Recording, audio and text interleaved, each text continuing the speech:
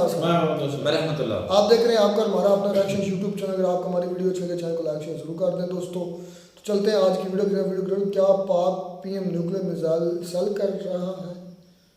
अच्छा जी, तो देखते हैं अभी पहले वीडियो, फिर इस पर मजीद बात करते हैं।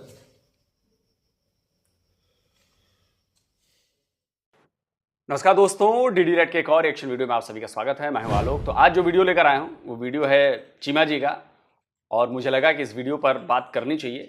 इसका टाइटल है Tarar on Pak selling nuclear weapons to run country, Imran workers से India shall no talk to Pak. अच्छा जी, ऐसी बात हो गई है। तो मैंने ये खबर देखी थी कि बहुत सारा जो पीटीआई के हैंडल्स हैं वो ये खबर दे रहे हैं कि जी जो आईएई है, मतलब इंटरनेशनल एटॉमिक एनर्जी एसोसिएशन जो है, वो आईएई के जो डायरेक्टर हैं वो पाकिस्तान आए हैं और शहबाज शरीफ से उन्होंने मुलाकात की है, और कहा जा रहा है कि दोनों के बीच डील हो रही है कि न्यूक्लियर वेपन्स जो है वो सरेंडर कर दिए जाएंगे पाकिस्तान के आईएईए के पास, और उन पर कंट्रोल उनका हो जाएगा, और इसके बदले जो हैं वो डॉलर्स मिलेंगे पाकिस्तान को। तो चलिए देखते हैं भाई कि इस पर साजिद तारड़ क्या बात कह रहे हैं। चलिए लेट्स सी। तारड़ साहब, पाकिस्तान के हालात इस तरह के हैं कि जो पाकिस्तानी डियास्पोरा वाशिंगटन में बैठा है, क्योंकि आप भी वाशिंगटन में हैं, मैं आपसे पूछना चाहता हूं कि जो पाकिस्तानी डियास्पोरा है वो पाकिस्तान के खिलाफ ऐसा प्रोपेगेंडा कर रहा है कि अब वो कह रहे हैं कि जो इंटरनेशनल एटॉमिक एनर्जी एजेंसी के जो चीफ हैं वो पाकिस्तान आए हैं, और अब पाकिस्तान की हुकूमत और फौज जो है वो अपना न्यूक्लियर प्रोग्राम बेच देने लगी है, उसके बदले हम आईएमएफ से पैसे लेने लगे हैं। तारड़ साहब, ये जितने लोग आईएमएफ की बिल्डिंग के बाहर प्रोटेस्ट कर रहे हैं, तारड़ साहब ये क्या शर्मिंदगी की बात है। मैं समझता हूँ भारत एक और पाकिस्तान की जो पोजीशन है एक एडवर्सियल पोजीशन है, एडवर्सरीज हैं, लेकिन इंतहाई डिसेंसी से पेश आते हैं। मतलब भारत की सरकार कभी भी या उनके लोग कभी भी इस तरह की बात नहीं करते कि पाकिस्तान ने अपना न्यूक्लियर प्रोग्राम बेच देगा। ये हमारे लोग इतने अंधे हो गए हैं, इनको समझ नहीं आ रही कि अपने मुल्क के खिलाफ कह रहे हैं कि हम अपना न्यूक्लियर वेपन बेच देंगे। तारड़ साहब, ये क्या फॉल्ट लाइन, मसला क्या है हमारा? अच्छा तारड़ साहब, जवाब दे इसका। उसके पहले मैं बता दूं कि कल ही मैंने डिफेंस डिटेक्टिव पर इसका विस्तार में वीडियो बनाया था। ये न्यूक्लियर वाली बात नहीं थी तब ये थी कि भाई पाकिस्तानी ही पाकिस्तानी के दुश्मन बने हुए हैं, मतलब पाकिस्तानी ही दूसरे पाकिस्तानी के दुश्मन है, और इसका ओवरऑल जो दुश्मन है तो पाकिस्तानी वर्सेस पाकिस्तान हो गया है। तो मैं एक बार वो छोटी सी क्लिप उसके दिखा देता हूं कि आईएमएफ के बाहर ये लोग कर क्या रहे थे। देखिए इसमें कीजिए कि ये आईएमएफ के दफ्तर के बाहर गुज़श्ता कई घंटों से पाकिस्तानियों ने पड़ाव डाला हुआ है, और अब इफ्तारी का भी सारा सामान यहाँ पे इकट्ठा कर दिया है। यही सीन अगर इस्लामाबाद में होता है इलेक्शन कमीशन के दफ्तर के बाहर, अब तक दहशतगर्दी में सारे हम गिरफ्तार हो गए होते, और हमारे घर वालों को भी पकड़ लेना था, मारना अलग था, केसेस और पर्चे अलग कर देने थे। ये देखें डेमोक्रेसी की ताकत जो है, what is the power of the democracy. ये आईएमएफ का हेड ऑफिस है, ये उसके बाहर देखिए इफ्तारी का सामान पड़ा है, और ये यहाँ पे पुलिस खड़ी है, ये सारी कोई किसी को नहीं पूछ रहा। ये आईएमएफ के दफ्तर के बाहर का सीन है, शाम इफ्तारी का वक्त जो है ये हो चुका है, और ये सामने जो ऑफिस है जो अब आपको नजर आएगा, ये वर्ल्ड बैंक के ऑफिस है, वहां से भी लोग आके पूछ रहे हैं 4 घंटे से। वो पुलिस खड़ी सिर्फ आई है, चूंकि परमिशन दी हुई है, ये पुलिस की गाड़ियां 3 खड़ी है। इसे कहते हैं the power of the democracy. तो इन लोगों ने आईएमएफ से गुजारिश की है कि भैया पाकिस्तान को पैसे मत दो। ये पाकिस्तानी है, ओवरसीज पाकिस्तानी है। अब आप सोचिए कि जो आसपास के लोग देख रहे होंगे इनको, वो क्या छवि बना रहे होंगे पाकिस्तान की। कह रहे कैसे पाकिस्तानी अपने ही देश के खिलाफ उठ खड़े हुए हैं, वहां पर पाकिस्तान में जनता मर रही है, उसको पैसे चाहिए, महंगाई बढ़ी है, और ये कह रहे हैं आईएमएफ से कि पैसे मत दो। आप समझ रहे हैं कि अपनी ही जड़ें काटने में जुटे हुए हैं। नहीं नहीं नहीं नहीं, नहीं देना नहीं है उधर पैसा, नहीं तो पाकिस्तान के आम आवाम को आटा मिल जाएगा, तेल मिलने लगेगा, रोटी सस्ती हो जाएगी। नहीं नहीं नहीं नहीं, ये नहीं काम करना, ये नहीं काम करना। सोचिए। तो उसमें पूरा वीडियो बना हुआ है, लिंक कोशिश करूंगा कि डिस्क्रिप्शन बॉक्स में डाल दूं ताकि आप लोग जाके उस वीडियो को देख पाएं। चलिए जवाब सुन लेते हैं। बल्कि भारत जिसकी आप बात कर रहे हैं, मोदी साहब ने शहबाज शरीफ साहब को मुबारकबाद पेश की थी जब वो अपना प्राइम मिनिस्टरशिप जीते हैं। इसमें डिसेंसी होती है एक चीज को रिकॉग्नाइज करना। चीमा साहब, मैंने बिल्कुल एग्जैक्टली वो वीडियो देखी है जो इस वक्त गर्दिश कर रही है कि आईएमएफ के सामने कुछ 20-25 लोग हैं जो इकट्ठे हैं, मैं जिनको पर्सनली जानता हूं, और पिछले दिनों मेरे खिलाफ भी उन्होंने कुछ बातें की थी उसमें। लेकिन चीमा साहब, मैं खास कर आज अपने दुख का इजहार करूंगा, जो नारे लगा रहे हैं आर्मी चीफ साहब के नाम ले लेके, आईएसआई के चीफ साहब का नाम ले लेके वो नारे लगा रहे हैं, वो फैसल नसीर साहब उनके बारे में नाम ले लेके नारे लगा रहे हैं, which is nothing to do with IMF. और सबसे बड़ी मैं बात बताना चाहूंगा, इनको किसी ने ये नहीं बताया कि आईएमएफ जो है उसका अपोजिशन पार्टी के साथ कोई रिलेशनशिप नहीं है। उन्होंने खुद स्टेटमेंट दे दी है कि we are a monetary agency, we are a financial institution, we are not a political organisation. हमारा सियासत के साथ कोई रिलेशनशिप नहीं है। खान साहब को मैं फिर गिला दूंगा इस चीज का। खान साहब जो कि ऑक्सफोर्ड के ग्रेजुएट हैं और इस वक्त वो पीरो मुर्शद बन चुके हैं, उनको ऑक्सफोर्ड ये नहीं सिखा सका कि you have to approach an appropriate organisation entity, appropriate entity. मैंने शायद कल ही ये कहा था कि आप रिपब्लिकन पार्टी को लेटर लिख दें क्योंकि वो पॉलिटिकल पार्टी है, आप डेमोक्रेट पार्टी को लिखें कि आप हमारी मत, यार आईएमएफ को जाके कहना और फिर उसके सामने खड़े होके आप आर्मी चीफ का नाम ले लेके गालियां निकाल रहे हैं। और एक इसमें मुझे ये बताएं चीमा साहब, फायदा किसका है? फायदा हो रहा है किसी? लोग आज जो आईएमएफ के सामने, मैं खासकर देखने वालों को ये भी बताना चाहूंगा कि आईएमएफ का ऑफिस वॉशिंगटन डीसी में मेरा ख्याल 4 या 5 ब्लॉक दूर है व्हाइट हाउस। वर्ल्ड बैंक के साथ अगली गली में अंदर वर्ल्ड बैंक है, साथ 5 ब्लॉक के फासले पे स्टेट डिपार्टमेंट है। वहां पे क्या नक्शा पेश हो रहा है? और चीमा साहब, मैं आज खासकर मेरे तो खैर मुझे कोई एतराज नहीं है मेरे खिलाफ, पहले जितने मर्जी बातें ये कर लें, मैं I have nothing to do with it. मुझे ऐसे लोगों की सपोर्ट हासिल, मैं चाहता भी नहीं ऐसे लोगों की सपोर्ट। काश यही लोग पाकिस्तान के लिए कभी नहीं करते, काश पाकिस्तान के लिए लॉबी करते, काश आज तक पाकिस्तान के लिए खड़े होते। साथ कुछ ऐसे लोग वहां खड़े मौजूद थे जब मैंने वो वीडियो देखी है, जो ये कहते हैं कि पाकिस्तान अगर खान नहीं तो हमें पाकिस्तान ही नहीं चाहिए। नौज़बिल्लाह। इनको ये नहीं पता कि भुट्टो के बारे में भी लोग यही बात करते थे, लेकिन पाकिस्तान आज मौजूद है। कायदे आजम के बगैर भी पाकिस्तान मौजूद है। पाकिस्तान किसी एक शख्सी इंसान की वजह से जो है। और दूसरा मैं बताना चाहूंगा, जिन आप लोगों के नाम लेके नारे लगा रहे हैं वहां, आप मुझे ये बताएं, आप जनरल पाशा के रिश्तेदार आप नहीं है? जनरल फैज के रिश्तेदार नहीं है आप? आपको लाने वाले कौन है? यूनिफॉर्म में थे लोग। आज क्यों आप पाकिस्तानी जर्नलों के नाम लेके गालियां निकाल रहे हैं? क्या वजह है? और दूसरा उसमें किसका फायदा है? किसी का कोई फायदा नहीं।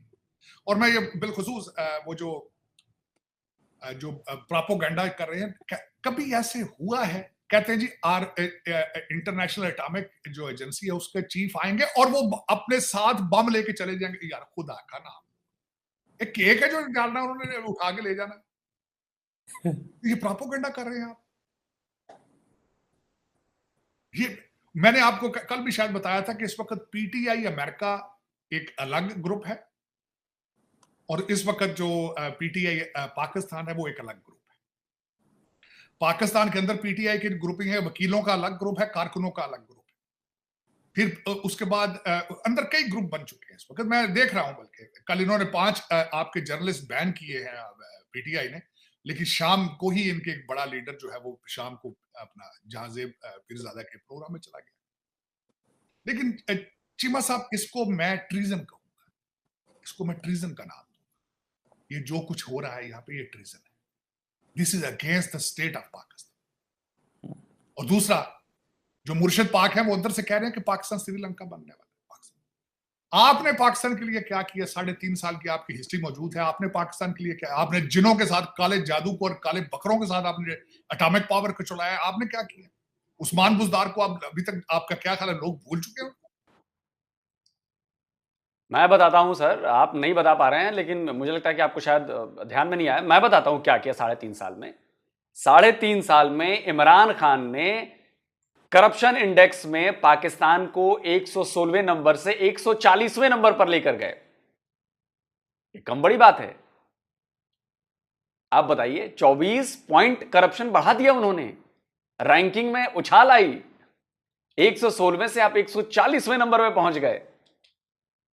सर नंबर ज्यादा है ना? बताइए, है कि नहीं है?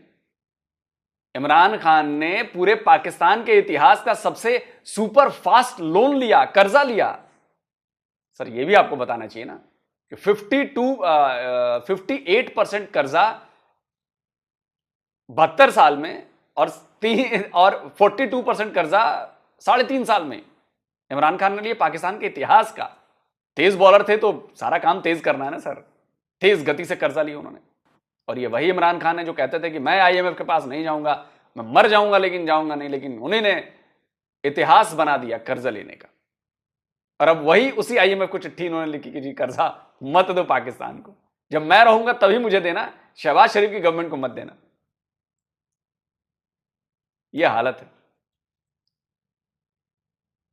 कि वही इमरान खान है जिन्होंने एक जो बच्चा पेट में पल रहा होगा किसी पाकिस्तानी मां के पेट में, उसके ऊपर भी कर्जा डबल करा दिया उन्होंने।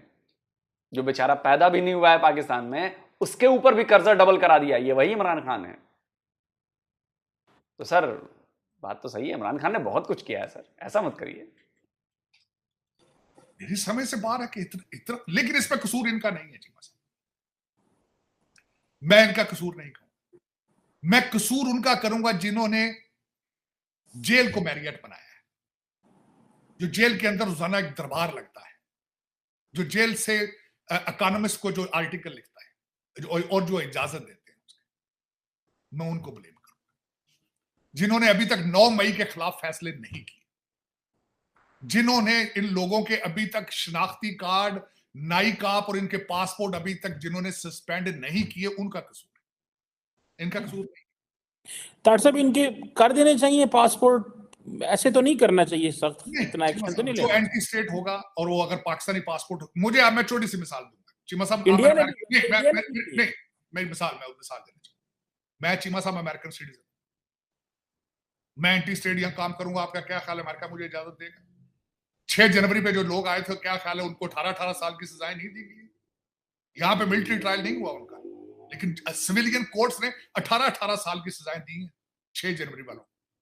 तो वहां पे जो कोर कमांडर के घर के अंदर घुस के जिन्होंने कोर कमांडर की पतलूना लेकर बाहर लोगों में मजाक उड़ाया था, आपका क्या ख्याल है उनका आखिरी बंदा? वो कोर कमांडर कौन था? वो लाहौर का कोर कमांडर था, जो उस वक्त कमांड कर रहा था ऐसी फौज को जो इंडिया के साथ खड़ी हुई। आपका क्या ख्याल है उनको सजाएं नहीं होनी चाहिए? तो सजाएं क्यों नहीं दी जा रही? यहां पे जो ट्रीजन का मुर्तकब होता है उसका शनाख्ती कार्ड, उसका नाई काप क्यों नहीं सस्पेंड होना चाहिए? आप मुझे ये बताएं। मुझे बात खत्म कर लेना। पन्नू साहब के साथ जिन्होंने यहां सपोर्ट किया है, उनकी जायदादें भारत में जब्त कर ली गई हैं चीमा साहब। यस, यही बात करने लगा। तो चीमा साहब अगर भारत अपनी रेट ऑफ जो स्टेट है उसको करने के लिए जायदादें जब्त कर सकता है, आप शनाख्ती कार्ड और पासपोर्ट भी सस्पेंड नहीं करना चाहते हैं, तो फिर इसका इस तरह करें, छोड़ देंगे, स्टेट इस तरह नहीं चलेगी। वो जिस तरह यहाँ किसी ने कहा था, यहीं से वो यहाँ पे एक नुमाइंदा है जो बैठा है जिसने कहा था ख्वाजा नहीं है तो सियालकोट इंडिया को दे दें, तो फिर दे दें सियालकोट इंडिया को। वो तो यही चाहते हैं, वो तो यही है। आज जो IMF के सामने खड़े होकर नारे लगा रहे हैं आपके आर्मी चीफ का नाम ले लेके, वो क्या चाहते हैं? उनसे पूछना चाहिए ना, क्या चाहते हो तुम? चीमा साहब मैंने बड़ी तफसील के साथ आपके इलेक्शन कमिश्नर साहब जो है उन्होंने बड़ा भरपूर जवाब दिया है उमर अयूब की सारी स्टेटमेंटों का, और बिलखसूस उन्होंने एक जर्नलिस्ट के साथ बड़ी तफसील से बात करके उन्होंने बताया है कि अगर मैं करप्ट होता तो इमरान खान PTI 16 सीटें जीतती। जब इमरान खान उस वक्त हमजा शहबाज था तो 7 सीटें जीती थी। इमरान खान ने हर जगह से अपना नाम दिया था, जीतते वो। फिर उन्होंने कहा अगर करप्शन होती तो मियां नवाज शरीफ मंसारा से अपनी सीट हारते। जवाब दिया। उन्होंने बताया है कि किस तरीके से इमरान खान साहब के साथ मेरे रिलेशनशिप खराब हुए। उन्होंने बताया मुर्शिद पाक ये क्या करते थे अपने दौर के अंदर। उन्होंने बताया कि आजम खान के साथ मेरी कन्वर्सेशन क्या थी, बताया। लेकिन ये कि दर हकीकत चीमा साहब जिस तरह स्टेट को चलाने वाले चला रहे हैं, स्टेटें चलती नहीं। आप फैसला कर लें, आपने इनके साथ आपने 9 मई के लोगों को अगर सजाएं देनी है या नहीं देनी, आपने इनके सामने लेटना है या आपने पाकिस्तान चलाना है, ये फैसला आपने करना होगा। चीमा साहब आज मैं बल्कि बिलखसूस ये जो PTI अमेरिका है जो ये अगले लेवल पे जा चुकी है। अब मैं बताना चाहूंगा, ये मेरी स्टेटमेंट नहीं है या मेरा अपनी सिर्फ अकेले की ऑब्जर्वेशन नहीं है। चीमा साहब BBC ने एक बड़ा अच्छा आर्टिकल लिखा है जिसके अंदर 2-3 लोगों के हवाले दिए गए हैं। एक खासकर हुसैन हक्कानी साहब का हवाला उन्होंने दिया कि उनकी ऑब्जर्वेशन क्या है। उनकी ऑब्जर्वेशन भी यही है कि ये पीटीआई का पैसा जो है, पीटीआई की लॉबी डॉलर जो है साफ कर, ये मेरी बात नहीं है, हुसैन हक्कानी साहब की। उसके बाद विल्सन सेंटर के माइकल केगलमैन जो है, उनकी स्टेटमेंट है कि जो 20 मार्च की जो हियरिंग हो रही है, जिसके अंदर डेविड लू को बुलाया जा रहा है, वो उन्होंने भी कहा है कि पीटीआई का डॉलर डालते, ये लॉबी डॉलर। फिर जुल्फी बुखारी साहब ने साथ उसको उसने साथ सेकंड किया है। उन्होंने कहा कि हमने जो इंटरनेशनल प्लेटफॉर्म के ऊपर हमने पीटीआई का जो केस जो रखने की कोशिश की है, ये उसकी कामयाबी है। तो फिर चीमा साहब, मैं जख्मी पाकिस्तानी हूं। काश यही लोग कभी पाकिस्तान के केस के लिए खड़े होते, काश यही लोग कभी पाकिस्तान की करप्शन के लिए, काश यही लोग कभी पाकिस्तान के साथ होने वाली ज्यादतियां उसके लिए खड़े होते। लेकिन ये एक सियासी, ये एक मजहबी कल्ट के लिए खड़े, कहते खान नहीं तो पाकिस्तान नहीं। तो फिर आज जो पाकिस्तान को चलाने वाली या पाकिस्तान को बचाने वाली कुव्वतें हैं, वो आज किधर है चीमा साहब? ये मेरा क्वेश्चन है आज, ये उनसे मेरा क्वेश्चन है कि भैया आप क्या चाहते हैं? आप क्या चाहते हैं? दुख वाली बात है चीमा साहब, मैं आज मजीद मुझे तकलीफ हुई है ये सारी चीजें सुन के, वो आर्टिकल पढ़ के जिसमें कहा गया है कि पाकिस्तान ने अपना एटम बम बेच दिया है, ये बेच दिया। तो ये मैं हालांकि मैं खुद इस चीज के पाकिस्तान का बहुत बड़ा नाकिद हूं, इन चीजों का, करप्शन का और दूसरी चीजों का, लेकिन ये चीजें, this is my red line Cheema साहब, the state of Pakistan, existence of Pakistan, और बिलखसूस वाशिंगटन डीसी। मैं आपके साथ बैठ के पाकिस्तान की लॉटरी धो लूं तो अलग बात है, लेकिन मैं कभी भी चीमा साहब किसी थर्ड पार्टी के सामने बैठ के, व्हाइट हाउस के सामने बैठ के एंटी पाकिस्तान बात करेंगे। डॉक्टर साहब एक बात बताएं, मोहित पीरजादा साहब एक सहाफी हैं, वो भी खड़े उन्होंने उन्होंने एक ट्वीट की है, उन्होंने अपने एक शो में ये कहा है कि भारत जो है वो पाकिस्तान से कोई बात ना करे, भारत पाकिस्तान के साथ कोई अमन मुआहदा, कोई डील भारत पाकिस्तानी हुकूमत से ना करे, क्योंकि ये पाकिस्तानी जो हुकूमत है ये इसमें इमरान खान नहीं है। ताड़ साहब, ये लोगों को इतनी अहमियत देनी चाहिए हमें। आपने कहा कि इनके नायकॉप और इनके कार्ड और पासपोर्ट जो है वो कैंसिल होने चाहिए, कि जो लोग इस तरह की बातें करें, भारत के साथ हमारा क्या मसला है वो नरेंद्र मोदी और शहबाज शरीफ या भारतीय सरकार या पाकिस्तानी सरकार बाद में देख लेंगे, लेकिन IMF के सामने जाते हैं, पैसे ना दो, इंडिया को कहते हैं कि पाकिस्तान से बात ना करो। एक चीज यूरोपियन यूनियन पे ट्राई कर रहे हैं, उनको भी जी उनको भी कहते हैं कि इनको GSP प्लस स्टेटस लें इनसे। और मैं आपको ताड़ साहब, मैं बहुत सारी चीज़ों का अमूमन बहुत सारी इंफॉर्मेशन होती है, तो मुझे भी थोड़ा एहसास है कि ये उनको बहुत सारी जाके चीज़ें PTI वाले बताते रहे हैं। ताड़ साहब, ये इससे क्या मिलेगा? ये बात अगर कहेंगे कि जी भारत पाकिस्तान से बात ना करे, मोहित पीर नरेंद्र मोदी मोहित पीरजादा की सुनेगा? ये यहाँ के क्या आप समझते हैं? बेसिकली मोहित पीरजादा जो हैं वही सारे फसाद की जड़ है। कल भी जो पूरा IMF के आगे जो प्रोटेस्ट ऑर्गेनाइज किया गया है उसका मास्टरमाइंड यही मोहित पीरजादा है, और ये इमरान खान के बन गए हैं प्योर चमचे। इनको पाकिस्तान की फिक्र नहीं है, इनको फिक्र है इमरान खान की।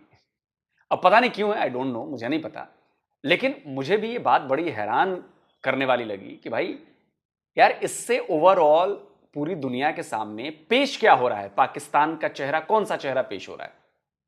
दुनिया देख रही है कि यार ये देखो, पाकिस्तानी ही पाकिस्तान के खिलाफ उठ खड़े हुए हैं, पाकिस्तानी ही जो हैं वो अपने पाकिस्तान के लोगों के खिलाफ उठ खड़े हुए हैं। आप सोचो, देखिए मतभेद होते हैं, सारी चीजें होती हैं, लेकिन कम से कम इस तरह आकर पूरी दुनिया को बताना है कि देखो जी ये चोर है, पाकिस्तानी चोर हैं, पाकिस्तानी को पैसे मत दो, टांग अड़ा दो, ये कर दो। सोचिए, मुझे भी बड़ी हैरानी हुई। और सही बात है, मोहित पीरजादा की PM मोदी क्यों सुनेंगे? जब वो इमरान खान के भी नहीं सुन रहे थे, फोन नहीं उठा रहे थे जी। मोहित पीरजादा किस खेत की बुनी है भाई? लेकिन मुझे लग रहा है कि मोहित पीरजादा ने ही तारा साहब के खिलाफ पूरा माहौल बनाया, मुझे लग रहा है। चीमा साहब, मोहित पीरजादा साहब ये वही साहब हैं। सबसे पहले तो मैं बताना ही चाहूंगा कि इन्होंने ये पिछले दिनों में इन्होंने सबसे पहले तो उन्होंने कहा था कि मेरे बाप को पाकिस्तान में रहना ही नहीं चाहिए था। डाउ मेडिसिन करने के बाद एमबीबीएस करके उन्हें 1950s में कहीं चले जाना चाहिए। तो आप बल्कि एक और बात है कि डॉक्टर साहब खुद पाकिस्तानी सिटीजन नहीं है, तो वो अब आ चुके हैं बाहर।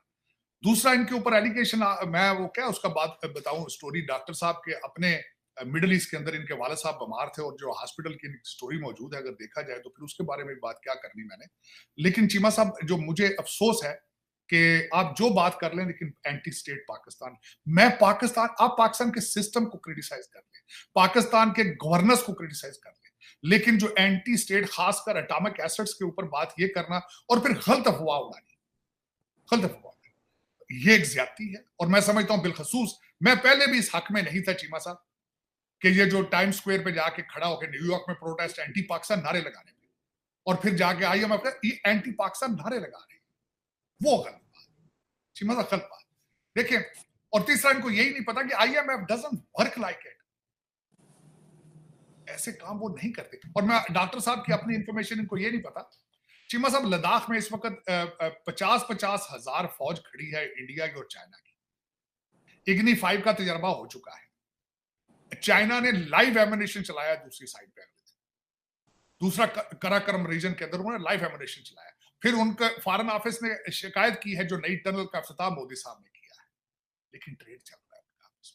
डॉक्टर मोदी यूसुफ को ये नहीं पता इस वक्त स्टेटें इंटरेस्ट, आपने फाइनेंशियल इंटरेस्ट बेस्ड डिसीजन ले रही है, मसाइल भी साथ चल रहे होते हैं लेकिन अपने इंटरेस्ट बेस्ड अपने डिसीजन ले रहे होते हैं। डॉक्टर साहब को ये नहीं पता। चले, लेकिन चीमा साहब, मैं इस पे जितना भी दुख हो का इजहार करूं कम है, लेकिन मैं जिस तरह मैं गुजारिश है मेरी पाकिस्तान चलाने वालों से कि आप इस पे प्लीज एक स्ट्रॉन्ग स्टैंड लें, मुश्किल फैसले करें। चलिए अब देखते हैं कि क्या मुश्किल फैसले होते हैं। वीडियो को रोकते हैं। और ये बात बिल्कुल सही है, इमरान खान की पार्टी वालों ने ये जो न्यूक्लियर एसेट्स वाली बात है, ये बिल्कुल फेक न्यूज़ दी है। पाकिस्तान के फॉरेन मिनिस्ट्री है, वहाँ से ये बात कही गई है कि जी बिल्कुल ये फेक न्यूज़ चलाई गई है और ऐसी कोई बात नहीं है। और मैंने भी जो रिसर्च किया उसमें भी ये चीज़ फेक ही पाई गई है। इन्होंने एक क्लिप शेयर की जो जी न्यूज़ की क्लिप है, भारत का मीडिया हाउस है, और उसमें ये खबर बताई जा रही है कि जी आईएई के जो डायरेक्टर हैं उन्होंने शहबाज शरीफ से मुलाकात की है और देखिए यह है वो है ऐसा है वैसा है। अब उसको इन्होंने और ये जो क्लिप है वो पिछले साल फरवरी 2023 की है, और इसको इन्होंने ऐसे पेश किया पीटीआई वालों ने कि भाई ये अभी हो रहा है। शहबाज शरीफ की मुलाकात 2023 में, फरवरी 2023 में हुई थी आईएई के डायरेक्टर के साथ। आईएई के डायरेक्टर पाकिस्तान आए थे, लेकिन वो न्यूक्लियर बॉम्ब लेके नहीं गए साथ में कि भाई दे दो, भाई झोले में उठाओ लेके चल दो। और जो आईएई के डायरेक्टर हैं उनके ऐसे भ्रमण होता रहता है, भारत में भी भ्रमण हो सकता है, ब्रिटेन में भी हो सकता है, जहाँ पे भी एटॉमिक रिसर्च सेंटर्स हैं या एटॉमिक एसेट्स हैं वहाँ पर बातचीत होती है, एनर्जी, एटॉमिक एनर्जी है, वहाँ पे भी वो जाते हैं। वो संस्था यही करती है कि सब पे नज़र रखती है। आईएई जो है ही उसी के लिए बनाई गई है।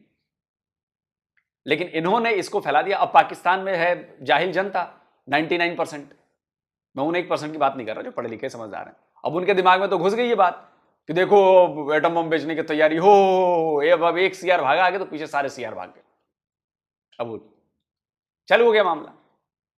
अब देखिए कि अब फॉरेन ऑफिस ऑफ पाकिस्तान के फॉरेन ऑफिस को बयान देना पड़ा कि ये फेक खबर, और जाहिर सी बात है फेक खबर है। इसलिए मैं पाकिस्तानियों को कहता हूं कि भैया जो तुम लोगों के पास चीज पहुंचे कम से कम चेक तो करो, रिसर्च तो करो कि ये बात वाकई सही है कि नहीं सही है। और पिछले साल की घटना उसको जोड़ दिया कि एटॉमिक जो एसेट्स हैं वो बेचने जा रहा है पाकिस्तान, उसके बदले आईएमएफ से पैसे मिलेगा। आईएमएफ को जाके कहना है कि जी इनको पैसे मत दो। ये पाकिस्तान में ही हो सकता है और ऐसा पाकिस्तानी ही कर सकते हैं। दुनिया में कोई कौम, कोई देश ऐसा नहीं करेगा। इसलिए मैं कहता हूं ना कि पाकिस्तानी बड़े मजेदार लोग हैं। वो हर तरफ से मसाला देते हैं आपको कि जिस पे आपको हंसी आए, जिस पे आपको बेवकूफ़ी पे इनकी हंसे, जाहिलपने पे हंसे, और पूरी दुनिया हंसे। और फिर ये बड़ी मासूमियत से कहते हैं हमारे खिलाफ या क्या था, यहूद और निसारा जो है वो साजिश करते हैं, हमें परेशान किया जाता है, हमें फंसाया जा रहा है, पूरी दुनिया पाकिस्तान के खिलाफ है। अबे पाकिस्तानी ही पाकिस्तानियों के खिलाफ है बे, और कोई नहीं है। तुम लोग खुद अपने देश के खिलाफ हो। बाकी कमेंट करके आप बताएं। जल्दी मिलता हूं एक और नए वीडियो के साथ। नमस्कार। जय हिंद। तो जी दोस्तों वीडियो होगी ख़त्म।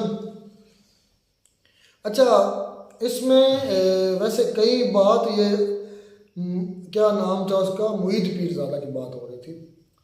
मुईद पीरज़ादा ने वाकई में ये एक बहुत बड़ी फेक न्यूज़ चलाई है। ऐसी अभी तक तो कोई सीन नज़र नहीं आ रहा। तारिड़ साहब ने बातें अच्छी की हैं, लेकिन एक गिला है मुझे तारिड़ साहब से जो रहेगा। तारिड़ साहब बाकी बातें तो अच्छी करते हैं, दुख इस बात का होता है। फिर आलोक सर भी इस पर बात करते हैं, ठीक है मैं मानता हूँ करप्शन उनके जो ना दौर में बढ़ी, और ये कसूर इमरान खान का नहीं था, क्योंकि उनके पास थी लूली लंगड़ी हुकूमत। करप्शन की बात की कि इमरान खान ने ये किया, फिर उस कर्जे की बात की, इतना कर्जा लिया। तो इसमें जो है ना पहली बात करप्शन की, करप्शन का मतलब है कि उनका जब इमरान खान हुकूमत बनाई थी, आई थिंक 6-7 पार्टीज ने मिलकर ये हुकूमत बनाई थी। MQM थी, आज़ाद उम्मीदवार थे, और भी कई थे।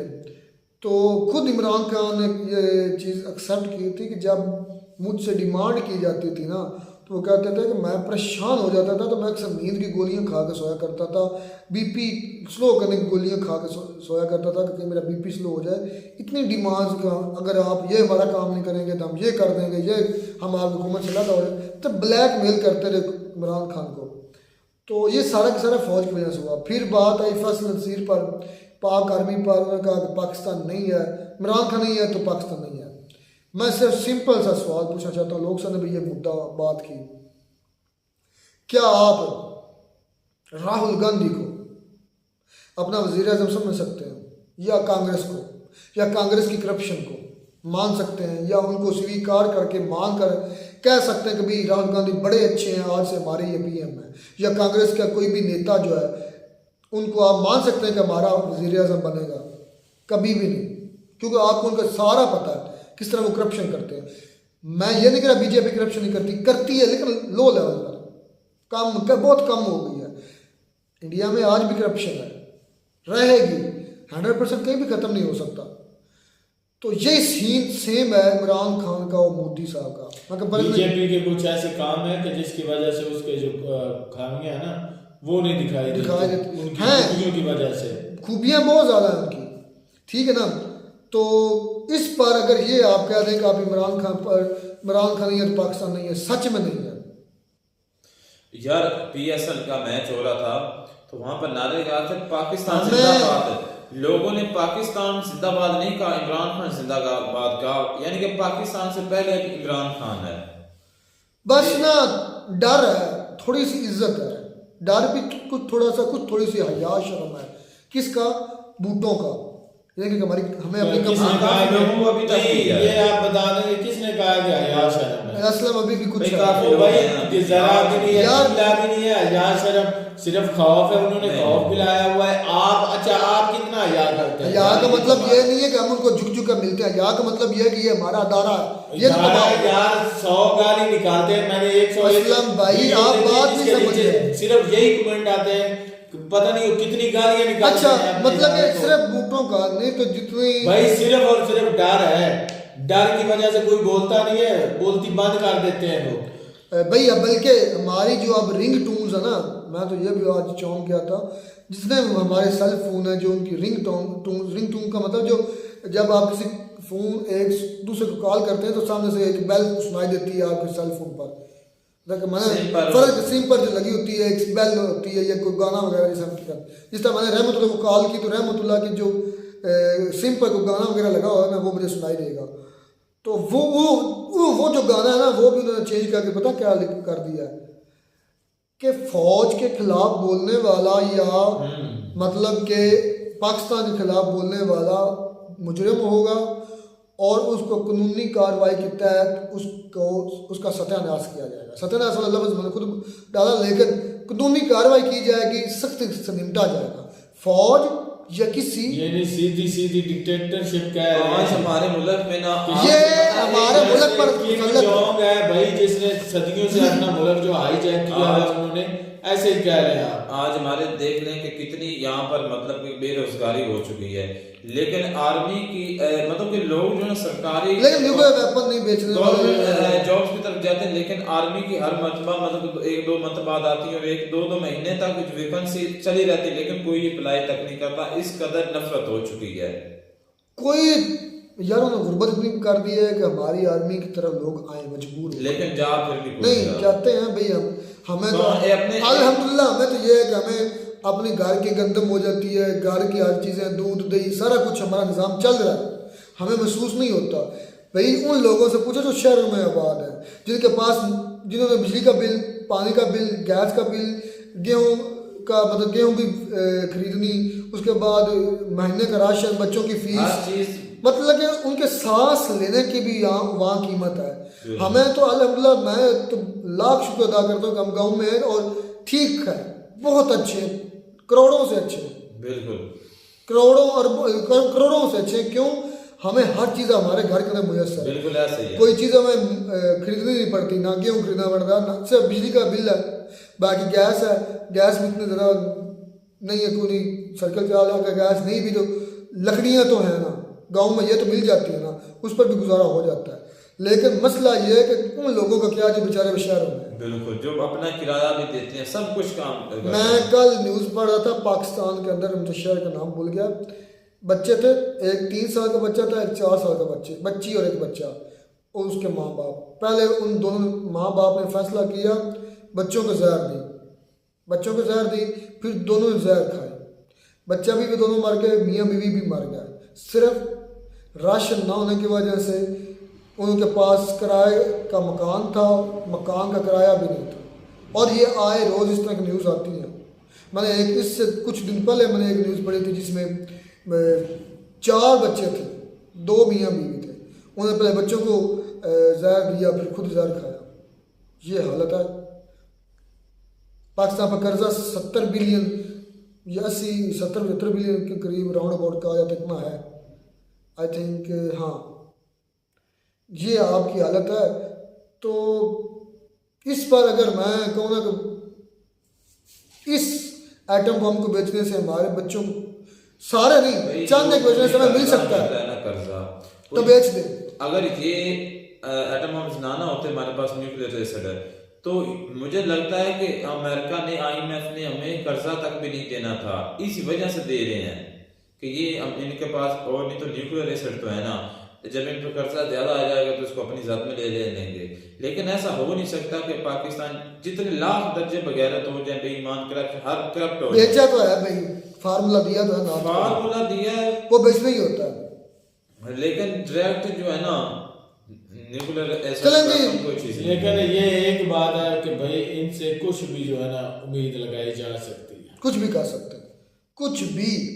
वो गोस्वामी वाला अरविंद, क्या उनका नाम है, अर्निब गोस्वामी, कुछ भी ये कर सकते हैं। मिलते हैं नई वीडियो में नाटक साथ, तब तक दीजिए इजाजत, अल्लाह हाफिज।